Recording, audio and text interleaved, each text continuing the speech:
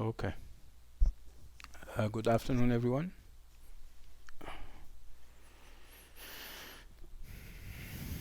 Okay. I think you can see me, right? I'm visible to you. You can also see the screen. I'm sharing files, and I'm hopeful that you can see them too. And also my voice, and I think it's loud enough, right? Okay. Before I forget, I would like to record the class. Let me just, this is going to be class 9? 9, right? 9 or 8?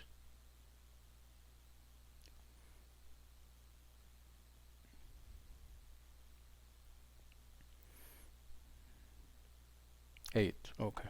8. So we're going to write Dr. Sameh, and this is class 8, and we are being recorded as usual. Okay, let me just adjust myself. Okay, so all set. Okay, so today inshallah we're going to cover Candide, and Candide is it's something that you can, we'll talk about this special quandary that we have, and the idea that it is not, it does not give itself too easy definition in terms of genre. We don't know. Actually, it's not that we don't know. The issue with Candide is that you can fit it into different categories. You can consider it a philosophical tale. You can consider it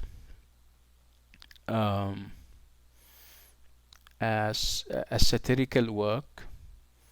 You can look at it as a dystopia. These are different genres that we're going to unpack and talk about.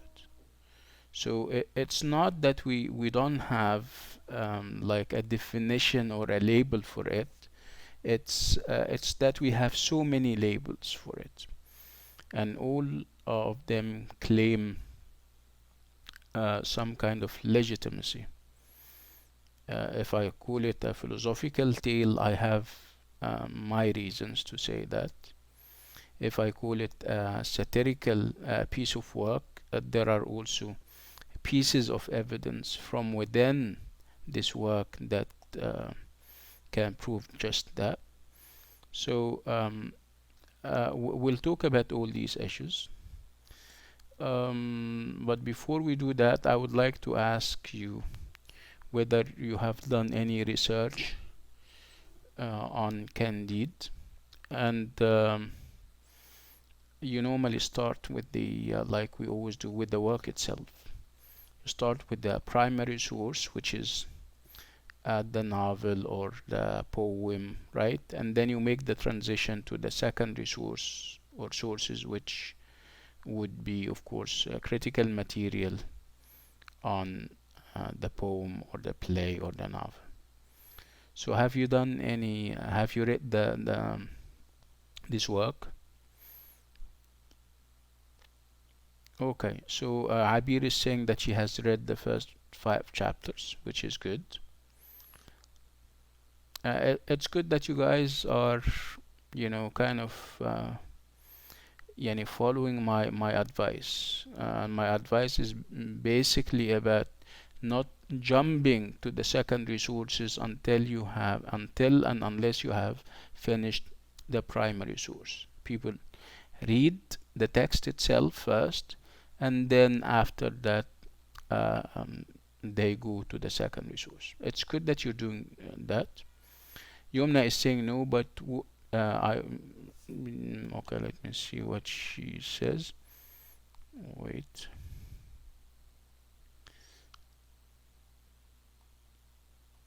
Oh, where is...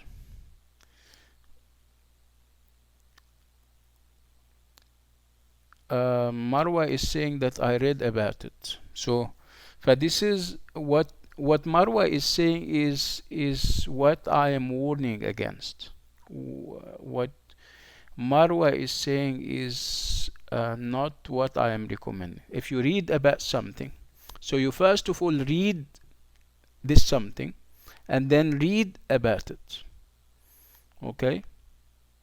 So read the novel or read the work first, and then after that you go to the secondary sources and read about it. Read critical material on and about it. Right? Yumna said, I watched a small summary video of the work, which is fine. Which is fine. Again, make it one of your habits. You start with the primary source, you read the text, you read the work, and then go to the critical material. Okay. So you haven't, obviously, unless you have read some of it like Abir did, you don't have a clue what Candide is, unless you have done or you have watched a summary or a small summary like Yumna did, right? Okay. So those who have, so when I say the title, it wouldn't ring any bells, obviously. When I say Candide, obviously it would fall flat on your ears because you haven't read it before, you haven't watched, except for Yumna, of course, and Abir. Okay, so forget about Candide. Let's talk about Voltaire. When I say Voltaire, does the name ring any bells?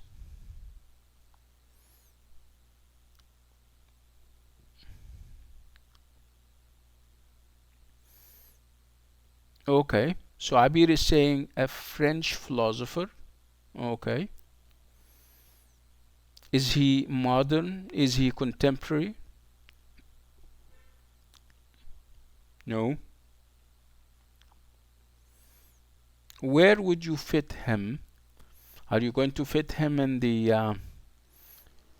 um, 20th century, for example, early 20th century, 19th century,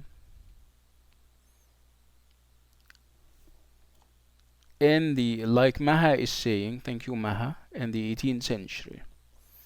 Okay, so we're talking about a philosopher in the 18th century, in the Enlightenment age, like Abir is saying.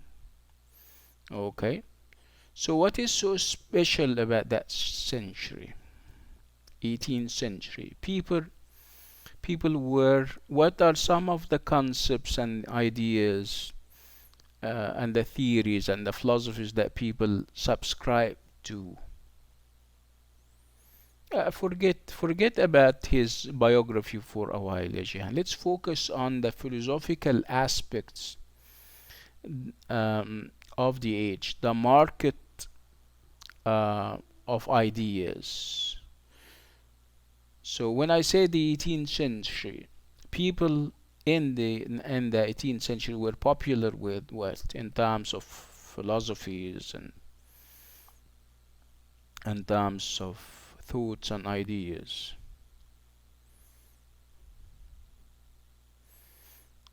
Okay, optimism and the concept of the best of all possible worlds. Yeah, why? Where did they get this optimism from? There has to be philosophical underpinnings for concepts like optimism. So did why did they feel optimist after all? This is my question. No, we're talking about the age in which Voltaire um, was born and in which he operated, because as you're going to see in a minute, uh, Candide is based on the ideas of the age. Okay, so that's why I'm asking about the ideas that you may have heard about or known in the 18th century. Um, okay, like I said, and like Abir said that optimism was a dominating mood at the time. People were optimistic. Uh, and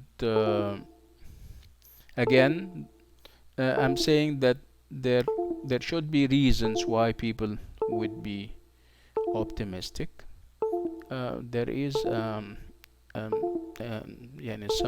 sound that irritates me. Um, if it persists and goes on, I will have to kind of shut the room off and then come back. So I'm hopeful that it does not um, keep. Yeah, I think I'll have to go out and come back. Okay, I'll have to shut the whole. Even the laptop. Give me 5 minutes, inshallah. I'll be back in 5 minutes.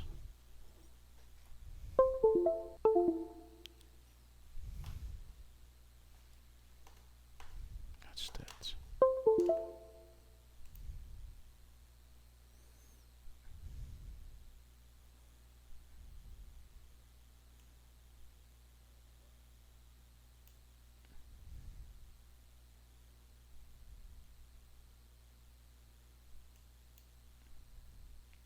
Well, I think it stopped. Okay, it went away. Good. Okay. Okay. Are you following? I'm sorry.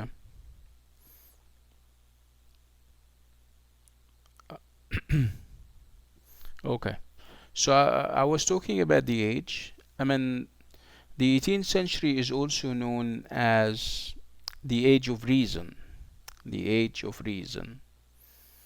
And um, when you say the age of reason, it means that reason and the power of reason, using your own mind rather than your feelings and emotions, was all in all.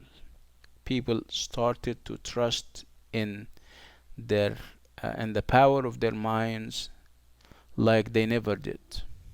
Okay, so if we talk about minds, if we talk about reason, we're talking about science. And this was also the age of science. Lots of inventions, right? Lots of scientific achievements. So they believed in science. They believed in scientific discovery, and they did discover a lot of things. So um, life became different. Um, there was room for hope and optimism accordingly.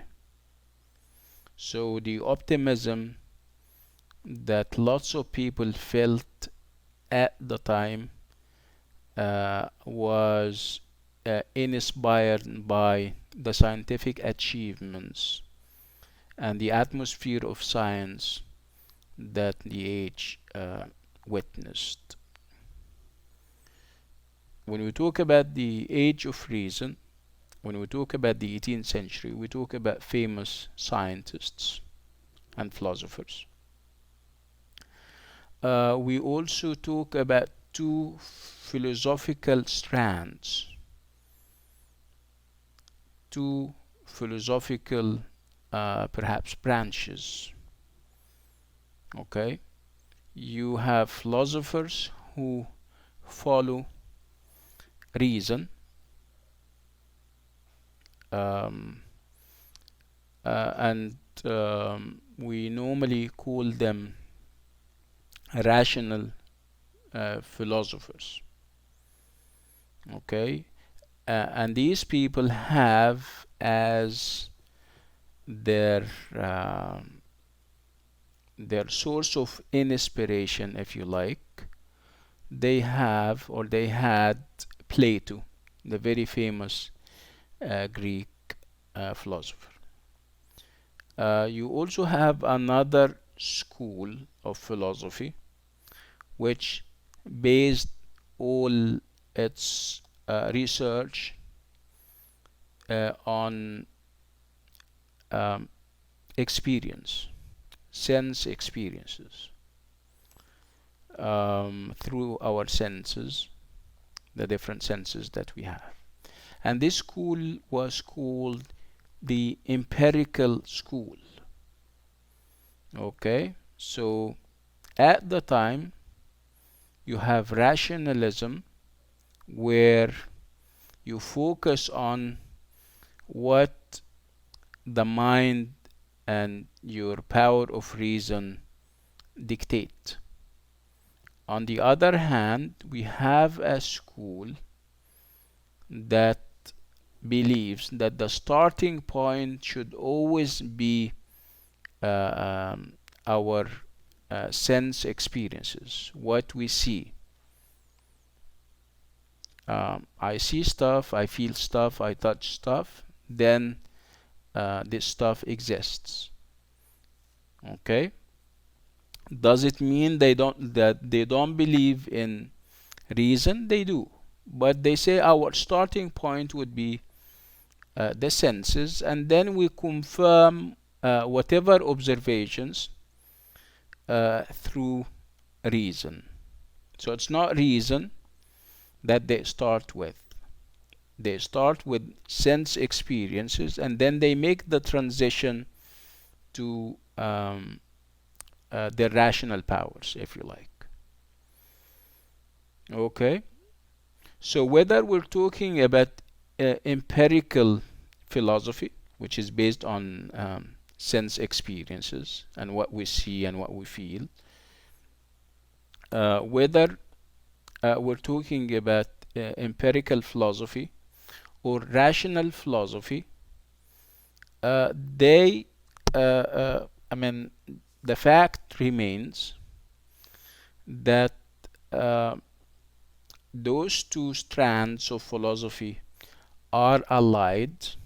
They work together, and when they work together, lots of nice inventions and accomplishments came out. So whether you're empirical or rational, you have every reason at the time to feel optimistic, because like I said, the when the philosophers of the two schools worked together, lots of accomplishments, scientific accomplishments came out. Okay, and people's life started to look different in a positive way. Okay, so again, this is the reason why people felt optimistic. And you normally feel, I mean, optimism is not about, is not usually, or is not always about fulfilled promise. It's not about something that you see on the ground as we speak. It's about a hope for perhaps a better day and a better future. So it has, optimism has an element of the now and the tomorrow to it. Okay, so people felt optimistic, and they started to behave accordingly.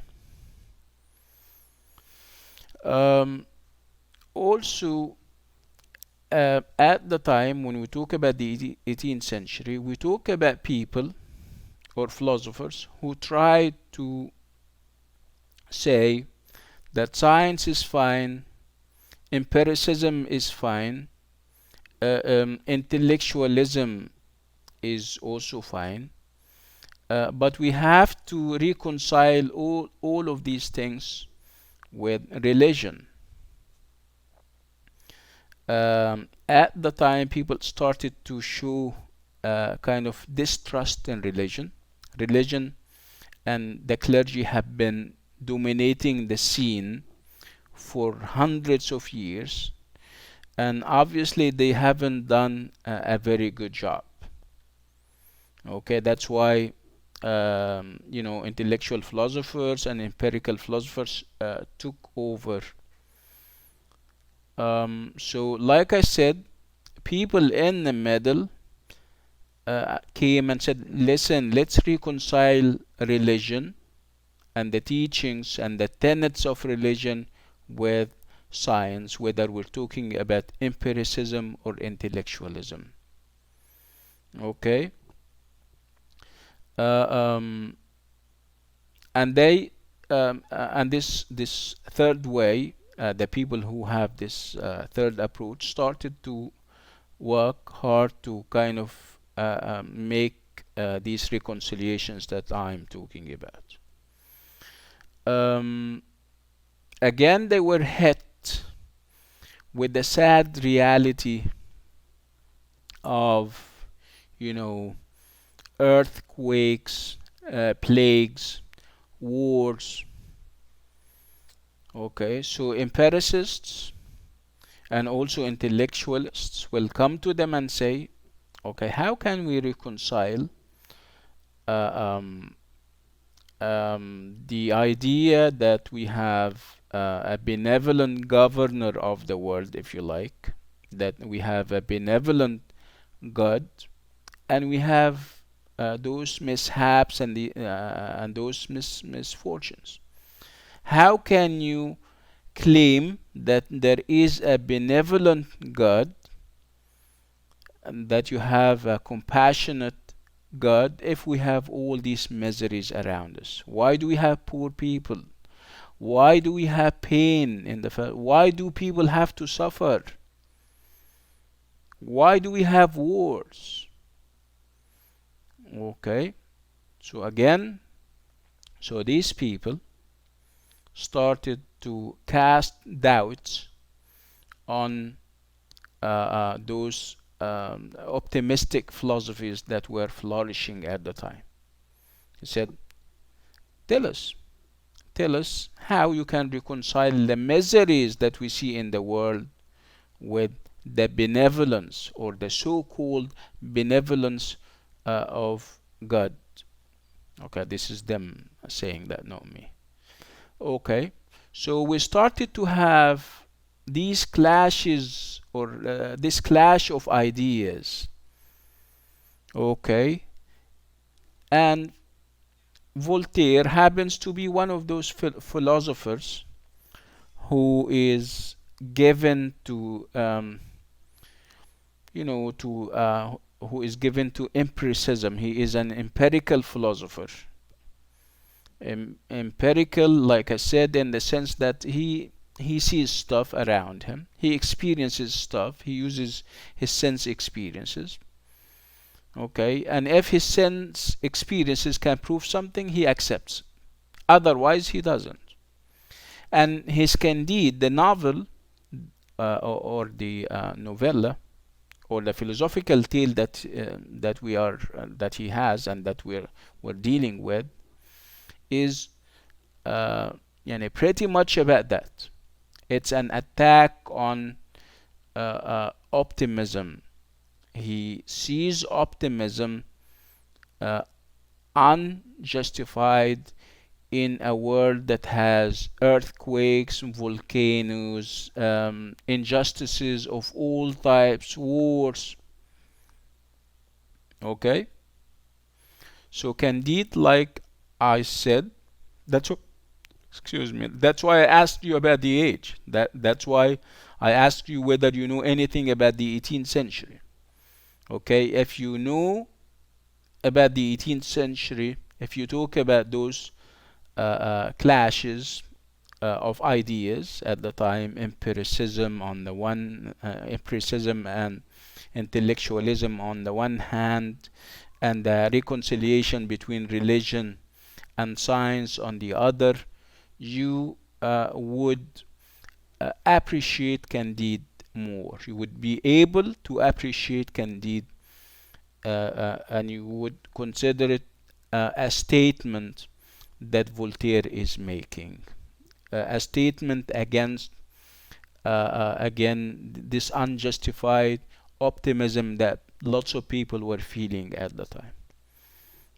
Okay, so these were the, like I said, the philosophical underpinnings that Candide and the other works were based on. I am, like you know me by now, I am an advocate of dealing with the text as divorced from its background. And I keep telling you, before you read critical material, you read the text itself. Okay, but Candide is one of those texts that is quite rooted in its age. You cannot really separate Candide from its age. Actually, it is a byproduct of the age. It's a philosophical document through which you can have access to the 18th century and what used to happen at the time. Am I making sense? Okay. So whatever comes after that is basically about proving those who believe that the world is that we live in the best of all possible worlds. Uh, um, um, that this work proves otherwise. So this was made to show us just that. It's a statement, like I said, that is meant to say, guys, you need to reconsider how you look at the world. You cannot be thinking and talking about happiness and optimism in a world where there are lots of injustices and there are lots of mishaps and misfortunes. Whether those mishaps and misfortunes are man-made or perhaps meted out by forces beyond our control and beyond our understanding. Again, whatever we're going to see in Candide would be considered as an answer to those who say that, those who used to say that they were living in the best of all possible worlds. Candide, or through Candide, um, Voltaire is saying, no, guys, you are misconstruing the whole thing. You don't seem to understand the world. We don't live in the best of all possible worlds. There is a great deal of misery. There is a great deal of suffering in the world, and you cannot answer us. Um, no, I am recording the class, Yamir. It is being recorded. Look at this. Can you see this small red icon on the right, top right? It is being recorded. Don't worry. And like I always say, I record it twice, so you don't have to worry. It's okay. Okay. So this work is meant to address these issues, as you will see. Okay.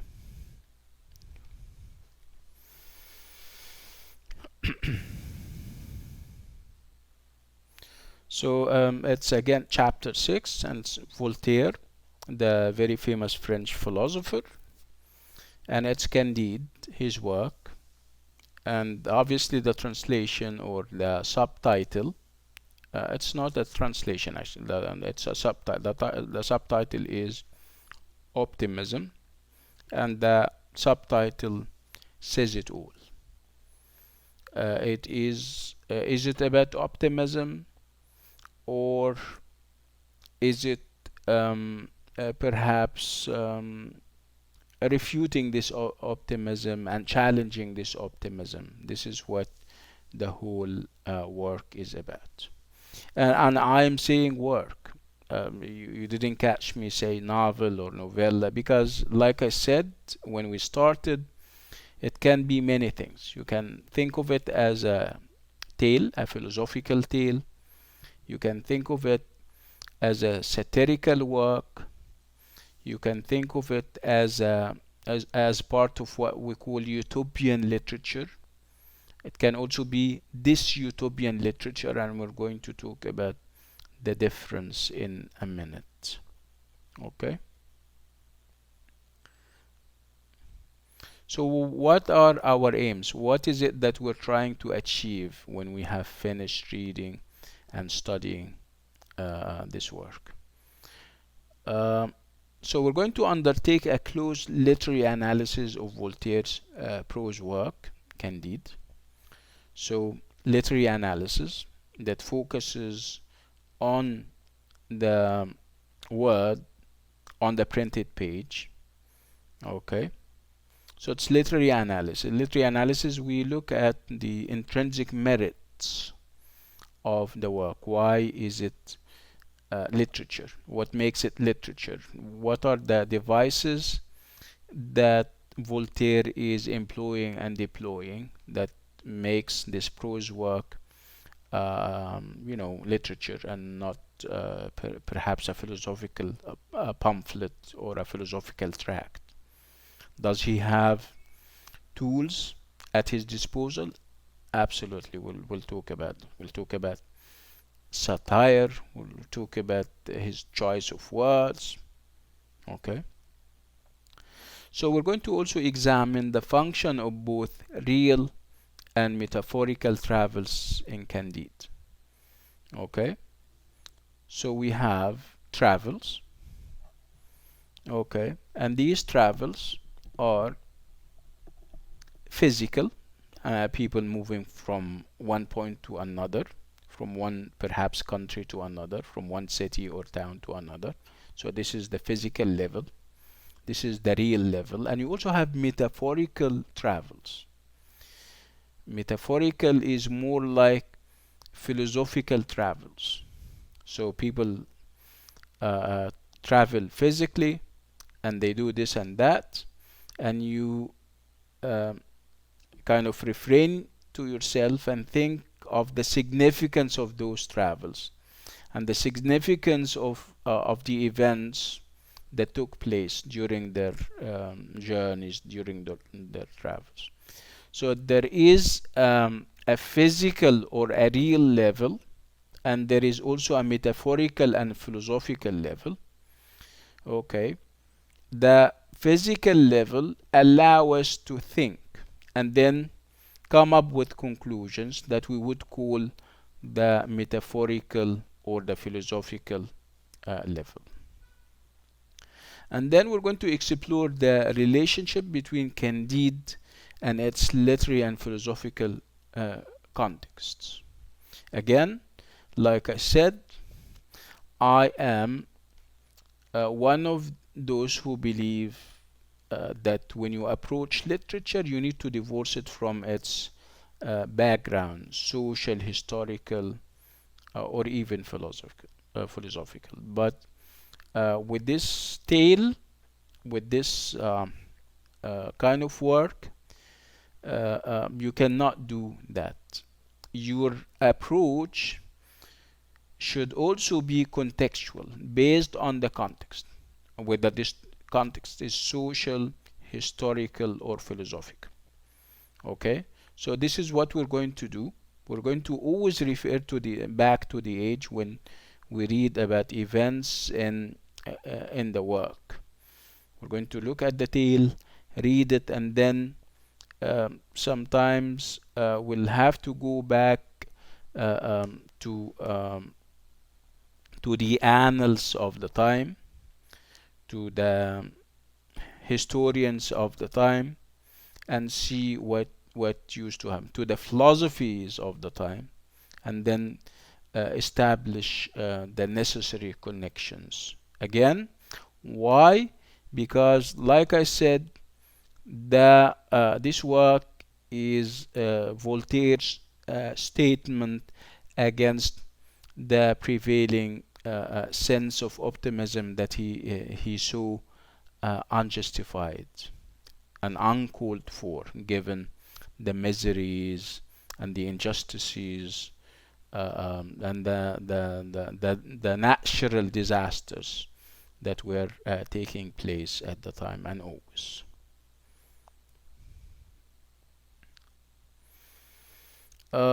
Okay, so Voltaire, like I said, he was a lot of things, as a matter of fact. He was a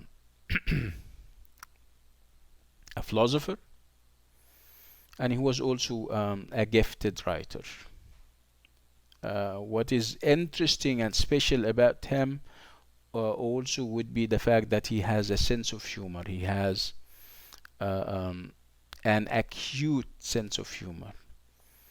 And having a sense of humor as a writer is obviously a gift. Well, not all writers have this gift. I mean, the ability to find, sources of sarcasm and comedy in every situation. And that's why perhaps comic writers and writers who have, sense of humor are more appealing than any other writers. So he does have this comic gift, and he uses it. I promise you, he uses it like you can never imagine. And Candide is an example of just that. It is true that Candide is full of human bathos, full of human, I mean, when you read this work, you're more inclined to cry than to smile. And uh, again, it is sad and miserable, but it is also funny and hilarious at times, as you're going to see. Okay, so who is Voltaire? Voltaire is obviously, this is not his original. I mean, this is like a pen name. Um, he is French, um, and you can tell, of course, that this is a translated work. This is not the original work. The original work is in French, and that would also account for some of the discrepancies and some of the misunderstandings that come with it. And sometimes, if you read a translated work, I mean, the experience is totally different. By the way, I promise you. You read something in its original language, it's different from reading it as no matter how talented and honest the translator is. And this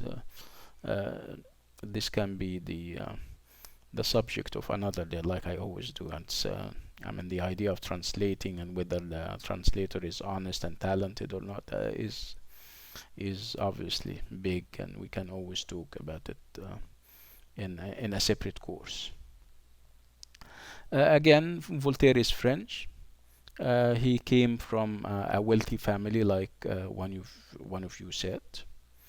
Um, um, what else? I mean, his father was not, in terms of nobility, his father was not noble or anything. I mean, he was not affiliated to obviously the court, but his mother was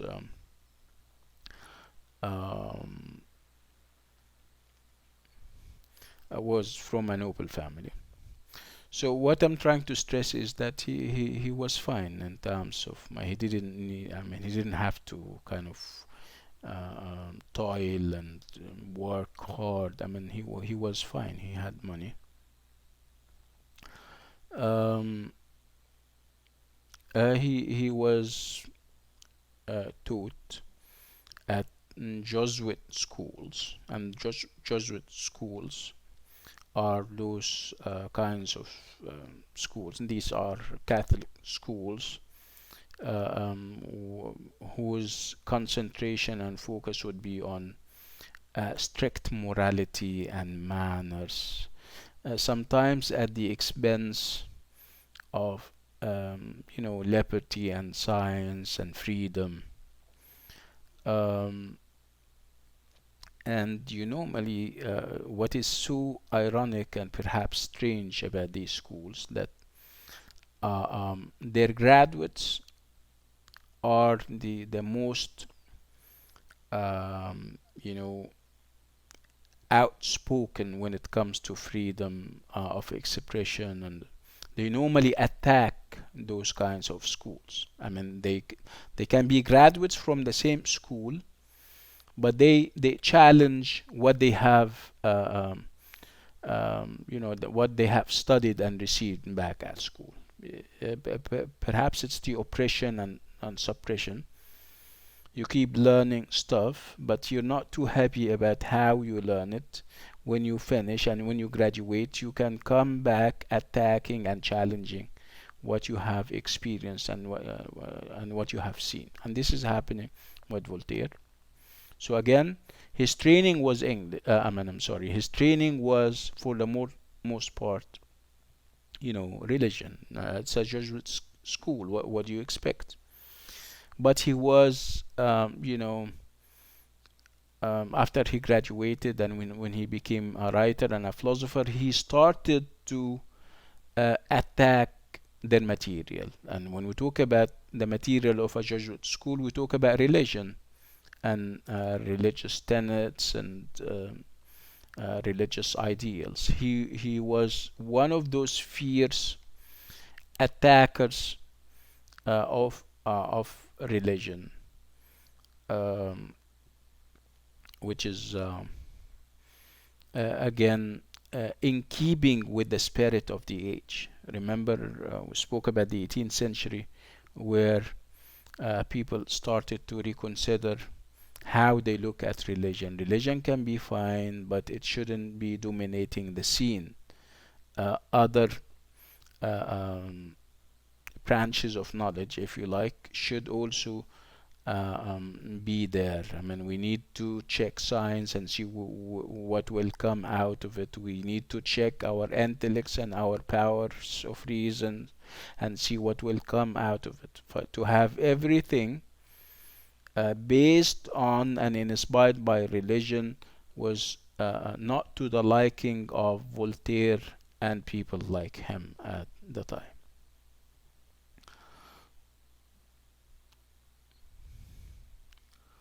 Okay, so one big question that we will keep asking would have to do with the idea of journeying. The fact that we have journeys, like we said, and those journeys are physical journeys, moving from one country to another, from one city to another. And and out of these journeys and out of the encounters that we will have, something philosophical and something deep will come out. Okay, so you shouldn't be dealing with the journeys as perhaps like you do with the vlogs nowadays, right? When somebody has like a cam, and then he goes around and gives us his impressions about places and about countries, and that would be it, right? No, we're not dealing with that the way we deal with vlogs, because with vlogs you don't think philosophically about things, but here the journeys uh, would allow you to kind of reflect on what is happening and then look at the bigger picture that the writer is trying to kind of portray or depict. So what are the different ways in which the idea of journeying operates throughout the text? Okay, so we're talking about different kinds of travel. And again, you have direct travels, physical travel, and you have indirect travel. Okay, you travel perhaps with your mind.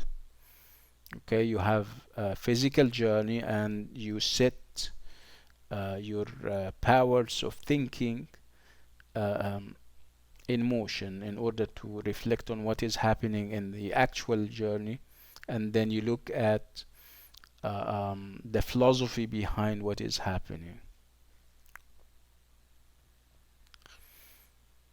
Okay, so if we kind of think of the journeys that we'll have, we will have what they call personal itineraries. I mean, you have physical journeys uh, which Candide and Cunegond embark on. Candide happens to be the central character, and Cunegond is his his lady love, and she also assumes a big role in in this tale, in this work. So they have gone through physical journeys. They embarked on physical journeys. Okay. Again, you also have, I mean, sub journeys, and we get to know about them through the encounters that other people have with Candide and Cunegund. Yeah, like the journey or the journeys that Cacambo happens to be the servant of Candide. He would also tell us about his journeys and what happened to him and stuff. And we'll also go and think about the philosophical underpinnings of this journey and what it means, what its significance is. Again, all of that will have intellectual and philosophical journeys running parallel to them. Again, out of every physical journey, you're going to get out an intellectual level and an intellectual and a philosophical level to the journey. Again, the journeys that people embark on in this work are all meant to finally challenge the philosophy of optimism, the ideal of optimism that Bangalus was promoting and was advocating. Bangalus happens to be also one of the characters in this work, and he is the tutor or the personal tutor of Candide. Again, the journeys are all meant to kind of challenge this philosophy of optimism that Bangalus stands for, that Bangalus promotes, and that Bangalus advocates. Okay, Bangalus here, of course, is a mere representation of the philosophy of optimism that was happening at the time, or that was being promoted at the time. Again, when you go on journeys, you meet people, you encounter things. Okay, so this was Voltaire's way of, I mean, telling us that optimism doesn't seem to work. From the encounters, from the meetings, and the interviews that we will have with people You'll get to know about people who were, sold into slavery. You're going to meet about pure women who perhaps had to, uh, um, um, under the pressure of, of poverty, they have to sell their bodies and stuff. You're going to see mad stuff, mad in the sense that miseries and sufferings, and this is Voltaire saying, look at the world and please tell us, or give us an explanation. Why is this happening? If you're saying that we are in the protective hands of a benevolent um, God or deity. Okay, so literary and philosophical antecedents. So Voltaire and his Candide, is he one of a kind? Is Candide the first ever philosophical tale? No. Actually, there were attempts before, and they were also meant to, kind of um, uh, evangelize, if you like, evangelize about perhaps um, a benevolent world, a happy world at times.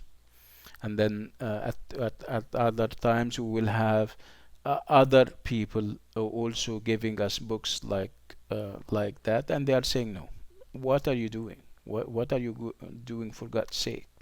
There is no such thing as happiness on earth. You wouldn't tell us that there is a utopia on earth. Utopia means, a perfect world. We don't have perfect worlds. Okay, we only have miserable worlds. And later critics started to call these kinds of works dystopia. Utopia means perfect world. It's a genre where you talk about the world in very perfect terms. Where there are values of tolerance and acceptance. Equal opportunity. Okay, so this is utopia. Does it exist? Yeah, but perhaps in the minds and in the imagination of its creators. And one of those creators of this type of literature is Thomas More. Thomas More was a very famous uh, um, English scholar, and he wrote a work, and he called it Utopia. And in Utopia, he was, like I told you, who was trying to share his concept of a perfect world, where, like I told you, there is equal opportunity, education access is given to all men and women. Um, no private property. Um, all these perfect ideals and ideas that do not obviously have that do not exist on earth. Okay, so this was Thomas More with his utopia, and then afterwards, other people will come back, and they will kind of challenge this utopian ideals and utopian concepts by More, and critics are going to call their work and their endeavors, literary and philosophical endeavors, are going to call them dystopias, where, like I told you, those ideals of perfectness, of happy worlds, are normally ridiculed and made fun of. Um, Again, um, in its simplest, definitions, you would consider Candide part of the traditions of travel uh, writing, because there is a great deal of travel, as we have said. Okay, so travel writing, and travel writing has always been there, right? Um, so what is it that travel writing is marked with? You normally have travel writing where people describe and narrate, right? And when they describe, I mean, like you see, I mean, you don't have, it doesn't go deeper than that. You travel, you describe and narrate what is happening with you. And this is normally done through a story that they give, whether this story is real or imagined. And they move. I mean, it can be an individual moving from one place to another, or it can be a group of people, right? Look at, I mean, the first example that comes to my mind when it comes to travel writing would be, are you familiar with Marco Polo, the Italian expeditioner, the Italian um, traveler? Marco Polo traveled all the way from Europe, from Italy to China, right? And he lived there for perhaps 20 years, and then when he came back, he wrote a book. But the book that I'm talking about can be considered uh, travel writing. Okay, so those who are um, who do that, who are engaged in travel writing, and they travel and they kind of register their recollections of people and places. What do they do? I mean, if we talk about travel literature in general, they do one of a number of things. They first of all they compare their world, the world that they come from, to the world that they go through. Okay, you have Marco Polo, for example, coming from Europe, and he and going to China. But when he comes back, he starts to make comparisons. Okay, um, and this can lead him and the other travelers to make negative and even racist judgments. You normally think of your culture as perhaps superior, even if it is not. But you normally stick labels to the culture that you are traveling to, and this is obviously bad. This is one of the things. Sometimes you're uh, honest enough, and you start to you make comparisons, of course, but you look through having experiences in the new culture that you travel to. You start to hold comparisons, and you start to see flaws in your culture, weaknesses. It's only I mean, you recognize them when you set them against the culture of the country that you travel to, and this is good. Okay,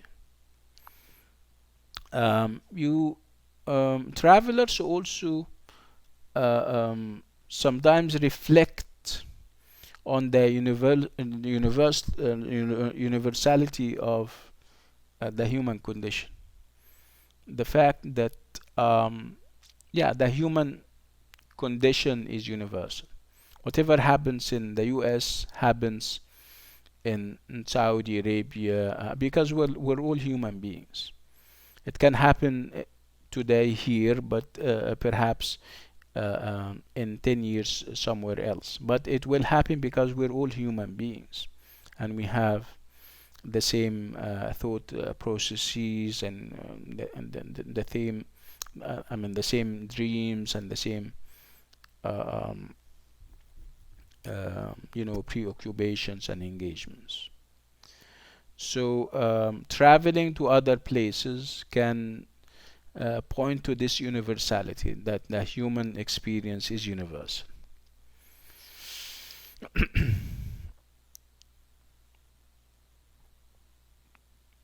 Um, Again, like I said, so this is all part of travel literature or travel writing, and it can take different shapes and forms depending on who the writer is and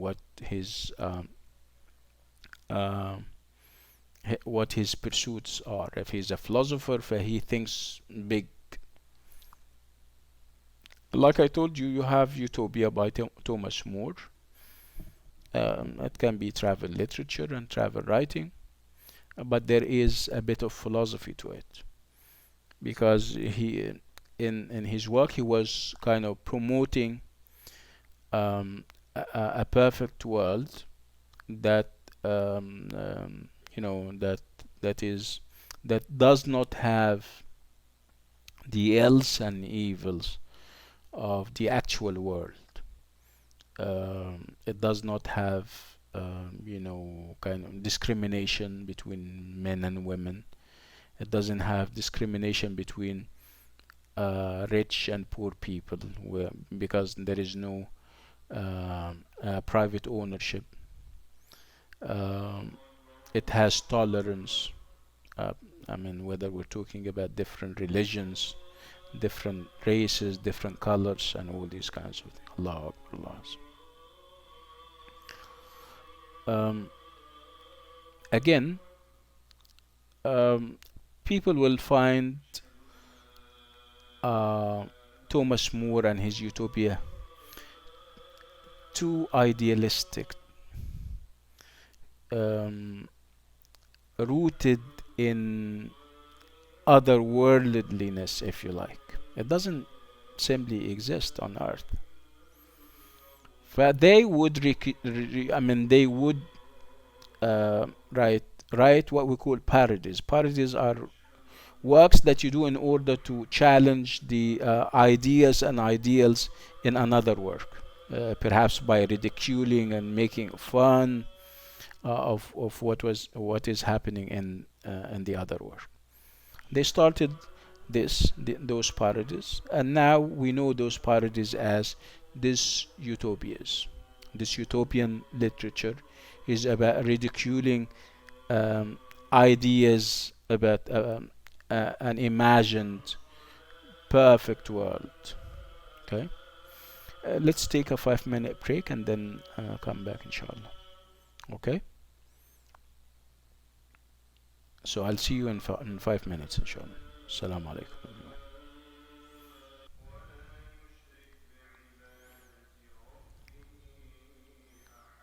Hello, hello. Okay, طيب. So again, we're continuing the efforts with Candide, this philosophical tale that Voltaire wrote in order to challenge the optimism of the 18th century.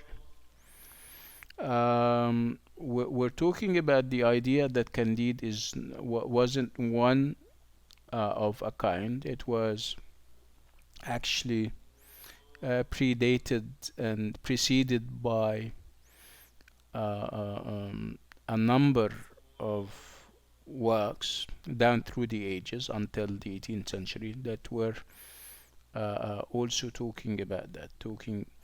It is part of a long tradition that even goes all the way back to Greek thought and Greek literature, and to the Greeks. Look at, for example, Herodotus. Herodotus is a Greek historian, and he would travel across the Mediterranean Sea.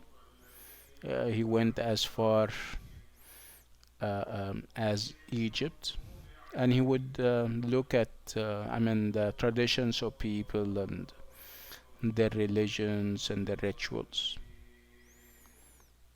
Okay, so travel literature, and travel writings that look at the experiences of other countries and other nations and other cultures, um, have always been there. So again, Voltaire is well within um, uh, um, an established set of traditions that addresses issues along the way. I also gave you the example of Marco Polo when he came back from China after 20 years. He also wrote a book, and he spoke about his travels within China, what he saw and what he did and what he didn't, and whom he met over there. And then we come to England, and we see, like we said, Thomas More also writing. But this is not obviously travel literature, but this is perhaps a work of the imagination, where he promotes ideals of tolerance, ideals of equal opportunity, and perhaps communism, no private ownership. He promotes these ideals in his work, and aptly enough, he would call his work utopia. Um, Later, people are going to take uh, issue with what he said, and they would say that this guy is out of touch with reality, and they would write parodies, works that are meant to imitate what he says, but in a funny and ironic way. And these works came to be known as dystopias.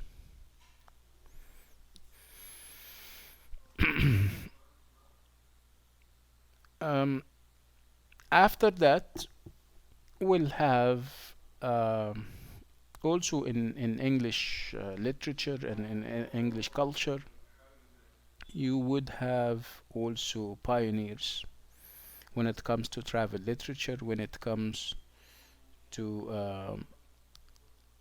philosophical journeys and tales. One big example would be Gulliver's Travels by Jonathan Swift.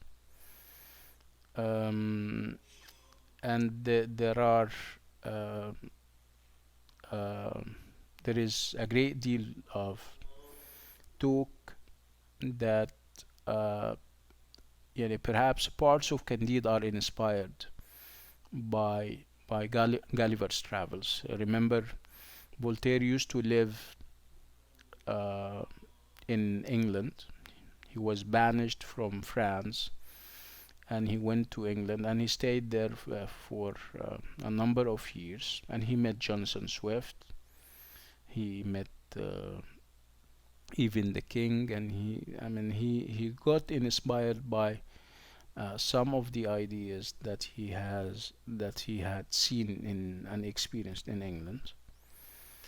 Um, Also, there was also another work by the high and mighty wrote Samuel Johnson, the famous writer. Samuel Johnson also wrote um, a travel writing piece, and it's also I wouldn't call it travel. I would call it literature, because this is also a work of the imagination. He wrote uh, something by the name of Rasselas, I'm hopeful that I'm pronouncing it correctly. Or the Prince of Abyssinia, and Abyssinia happens to be modern day Ethiopia, or modern day, I mean, a part of modern day Ethiopia. And it's about an Ethiopian prince who would also have like a counselor and perhaps his wife, or a female of a sort, and they wouldn't go out of Ethiopia, and they would kind of move around discovering the world, and they would also encounter I mean, people from other countries, and they would have insights and all these kinds of things. Um, Again, these are some of the antecedents that would prove that Voltaire was working within an established tradition of travel writing and travel literature. So let's look at the genre. So what specifically, what is it that Candide can come down to? Candide can be also described as a philosophical tale because, like I said, there is more to this work than just the physical journeying that people engage in. There is more to that. There is philosophy behind what is happening, and there are challenges to existing philosophies at the time. Chief among them would be, of course, the philosophy of optimism as advocated by people like Leibniz. Leibniz happens to be a German philosopher, and Alexander Pope. Alexander Pope happens to be a famous English poet. So it is a philosophical tale, um, and at the core of this tale is the element of satire. So that the work itself can be described as a satirical work, and satire is a genre uh, in and of itself. So, what is satire? Satire is this kind of writing that ridicules or mocks the failings of individuals, institutions, or societies, making fun of them, exaggerating their ills and evils, perhaps, so that people can get the message. Um, Again, we don't have much authorial voice in Candide. What do I mean by that? I mean that I mean I mean that the author does not interfere every now and then, and does not give us his he does not impose his views and conclusions on us. He leaves it all to us. I mean, he gives us examples, he gives us events, and he leaves it all to us to come up with our own assessments and conclusions. In this case, we're going to say that it is true that Candide is a satire, but it is also true that it is an indirect satire, because you are given clues, but it's up to you to put the clues together and come up with your own assessment and your own conclusions. This is obviously the difference between direct satire, where there is a great deal of authorial voice, a non-direct or indirect satire where you're only given, events and incidents, and it's up to you to kind of read them, look at them, understand them, interpret them, and come up with your own conclusions and assessments.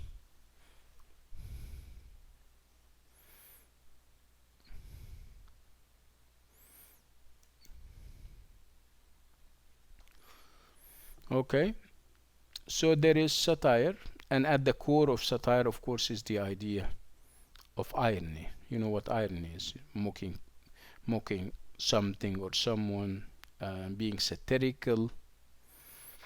Uh, One such example of this irony that we're having is the the use of a naive or deluded hero, or unreliable narrator, and we have all of that. We have the naive or deluded hero, which happens to be, or who happens to be, Candide, the central character. I mean, yeah, he impresses on you as being naive. Um, he's very credulous. He believes what other people are saying. He is, um, you know, he believes whatever Bangladesh says about the world, and it's only much later that he's going to start to kind of, uh, think otherwise. But it would take him so long to come up with the conclusions that optimism shouldn't be there and is not justified and all these kinds of things. But for the most part, he is portrayed as naive, as, somebody who doesn't have much experience about the world. Um, so why would Voltaire use irony? Uh, he uses literary irony to flatter the reader, to flatter the reader and his intelligence. And this is done at the expense, of course, of the character. So much of the humor in Candide is derived from the ironic distance between the narrator's words and Voltaire's satirical attack on his society. Okay. So, the use of a naive or deluded hero or unreliable narrator or narrator whose view of the world differs widely from the true circumstances recognized by the author or readers. This is a strategy and a tactic used by Voltaire to flatter the reader into believing that he is more intelligent than the character and all.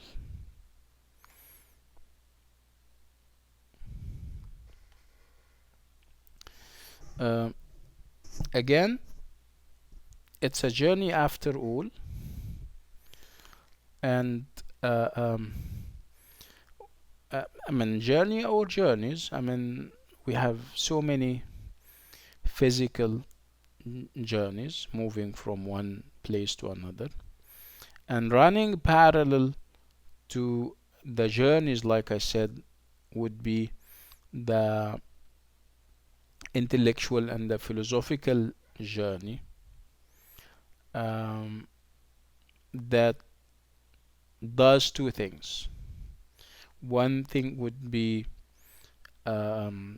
showing us the prevailing philosophies of the time. On top of them would be the philosophy of optimism, of course, and also the philosophical challenges to this kind of prevailing philosophy as given by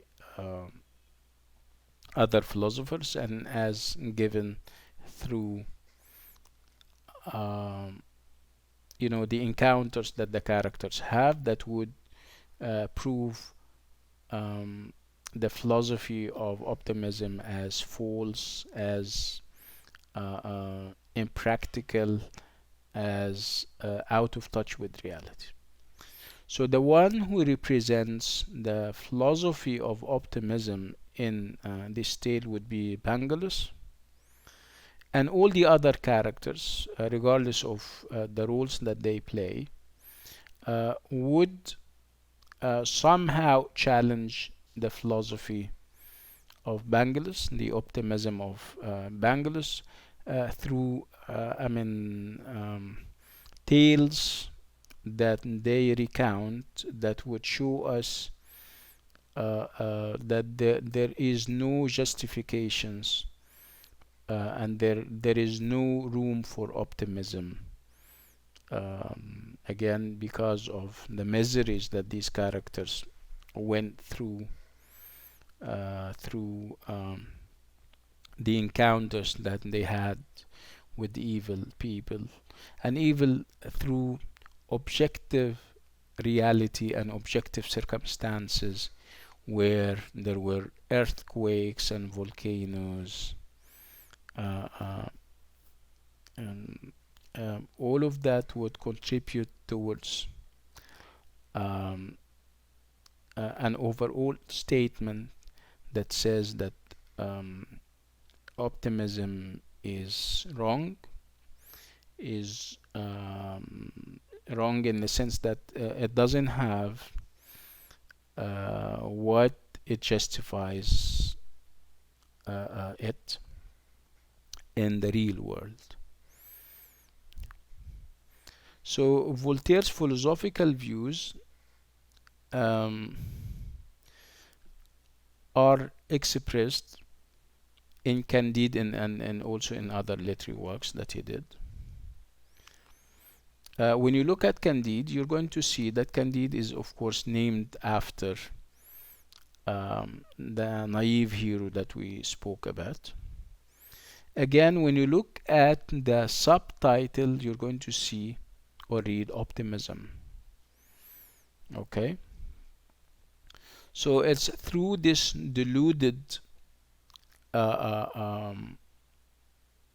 naive main character or central character, Candide, we're going to get to know that optimism as a philosophy is or has no place, no justifications. Again, Candide, the hero, will have Pangolus, and Pangolus would be representing the philosophy and the philosophers of optimism at the time. And of course, he's going to engage in explanations and justifications that would fall flat.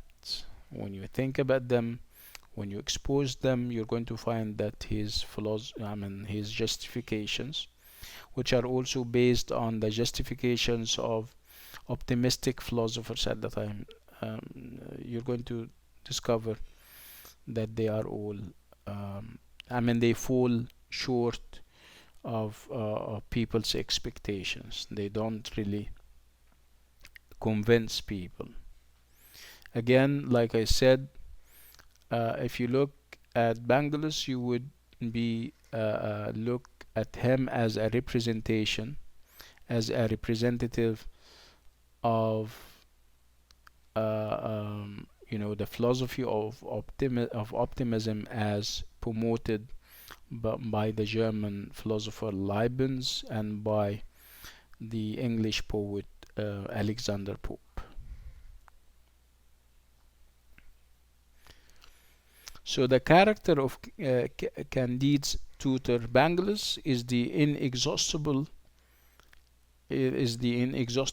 spokesman on behalf of optimism, and all of the main characters in the course of their journeys test to the very limits. Banglas's creed of optimism, of course.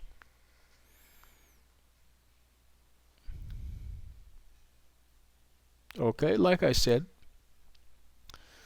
the philosophical underpinnings of this tale would be the philosophy of optimism, and the challenge to this kind of philosophy.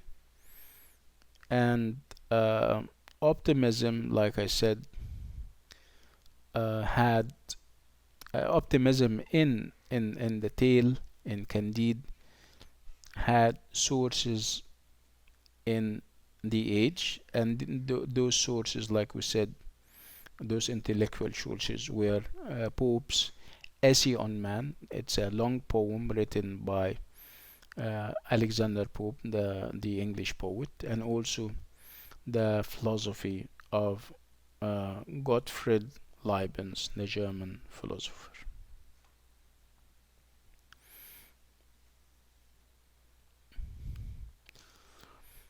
We're going to start with the philosopher Leibniz. They spoke to him. I mean, he had, like I said, he had such. He was, by the way, he was an intellectualist or an intellectual. Remember when we first started, we spoke about two strands of philosophy in the 18th century. One of them would be empiricism, and the other was, intellectualism. So the intellectual philosophy would only consider reason and the power of reason as the final judge. With empiricism, the focus is on experimentation, is on sense experiences. So Leibniz was an intellectual philosopher, somebody who thinks uh, um, um, and based on the conclusions that he he um, makes philosophical claims and statements. He would use, of course, logic, and he will talk about, you normally start with what do they call them, assumptions, and then he puts the assumptions together and comes up with conclusions. So when talking about this idea of optimism and this idea, a buzzword for Leibniz and those optimistic philosophers would be the fact that we live in the best of all possible worlds. Why? Because of the scientific achievements, because of the power of reason that we now have, and all these kinds of things. Okay, they came to him and said, Leibniz, listen, we see a mismatch between what you promise in terms of optimism and what we see in the world in terms of misery and suffering and earthquakes and wars. How can you reconcile them? He started to philosophize, and he came up with the idea that it's an intellectual also idea where he uses his reason, and he would tell people, okay, let's rationalize it. I am a rational philosopher, and let's rationalize it. And they said, okay. Says, let's establish the fact that God is omniscient. Omniscient means all-knowing. Do you have issues with that? And they said no. Okay, good. So let's establish the fact that God is omnipotent, all powerful. Do you have issues with that? They said no. God is omniscient and is also omnipotent. Okay. Then he says, okay, you people are you omniscient? So they thought about it and no. Are you omnipotent? They would say, no, we're not. Okay, so if you see pain in the world, okay, if you see suffering in the world, you wouldn't understand why there is suffering or pain in the world because you are neither omniscient or nor omnipotent. It's as simple as this. God has knowledge, has the knowledge, right, and has the power, and of course he knows more, and this may be part of the grand plan that God has for us. It's only that your powers of reason are limited. Okay, your knowledge is limited. So it's only natural that you don't see what God sees. See, it's a rational idea. Okay, so Leibniz had argued the case from the nature of God. And he says, since the Creator was both omniscient, all knowing, and omnipotent, all powerful, and since he wished that his creature should be happy, this is God, it followed of necessity that the world he had made was one that secured the most contentedness he could contrive. It's only that you don't see what God sees. It's only that you don't know what God knows. Okay, so he says, I acknowledge that there are errors and there are mistakes and there are nasty stuff in the world. I know that there are, there are earthquakes and unnecessary suffering, and there are absolutism and dictatorships and wars and all these kinds of things. I'm not denying them.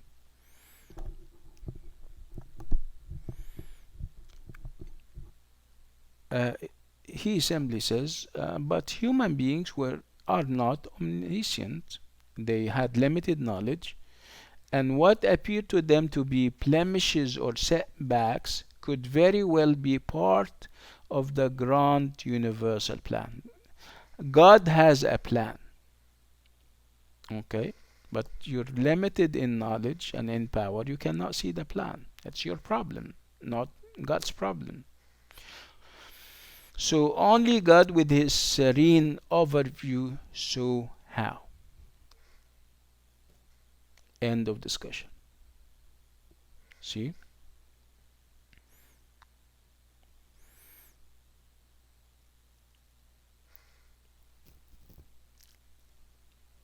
Um, and then Alexander Pope will come over and he's going to say the self same thing. He's going to talk about the idea that partial evil is universal good, and all is well, and we live in the best of all possible worlds, and it's only that we are again limited and everything, and we are arrogant and stuff like that.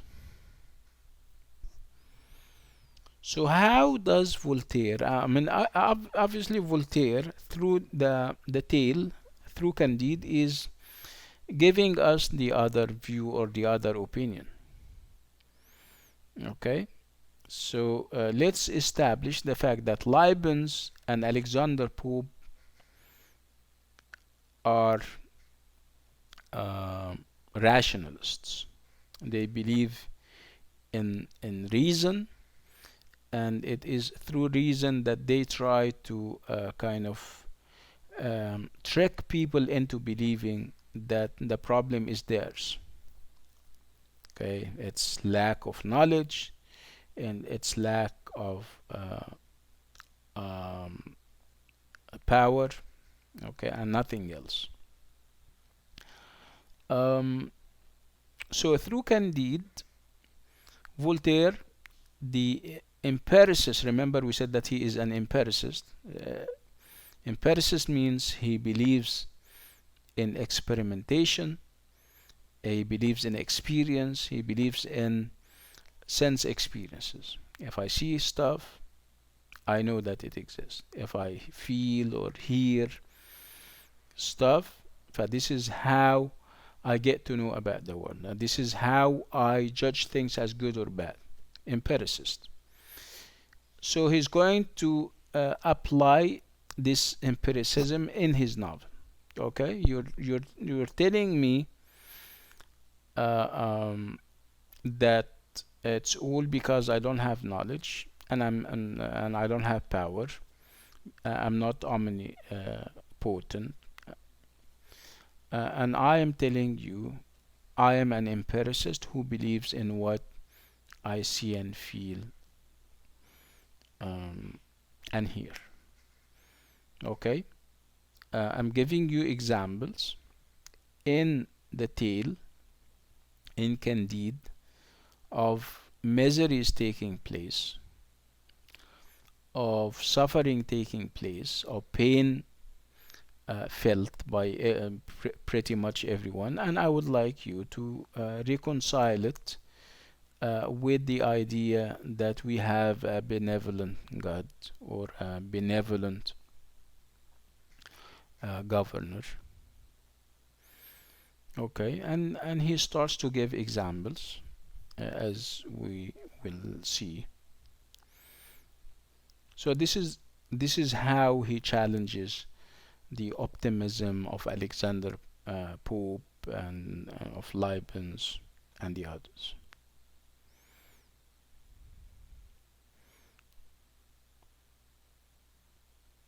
Okay, so Leibniz's approach might be characterized as arguing forward from certain assumptions.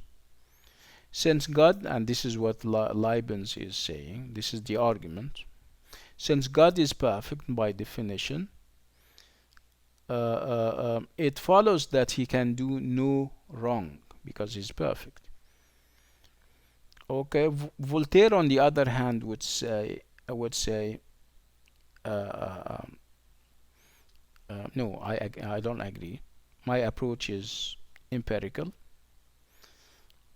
and I use my experiences of the world around me, and I draw conclusions based on what I see for myself, what I feel, what I experience with my senses.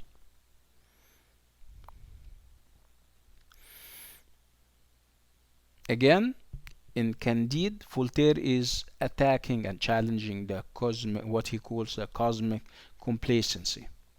He believes that there is, uh, uh, okay, he says, excuse me, um, um, you say that there is a benevolent God, so and I'm telling you it's a complacent God.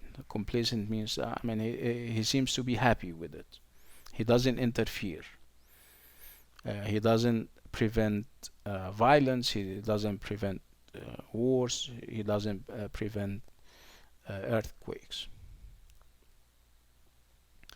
So again, how does Voltaire prove Leibniz and Alexander Pope and all the other optimistic philosophers? How does he prove them wrong? Through uh, ridicule, through satire, through situations that he creates that show uh, um, the gap between what they promote and what is actually happening in the world. And who is presenting the ideas of Leibniz and Alexander Pope and all those optimistic philosophers? It's Pangloss, like we said.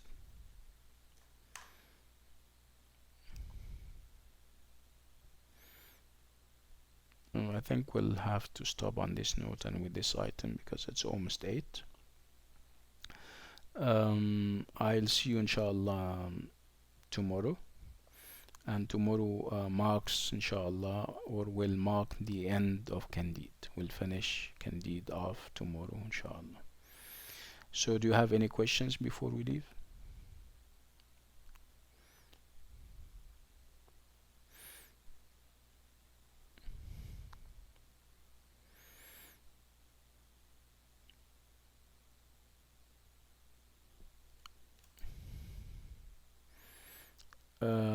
Abir, could you please upload these slides? Okay, I will. I will. Okay. Okay. طبعا I keep posting stuff يا عبير, right?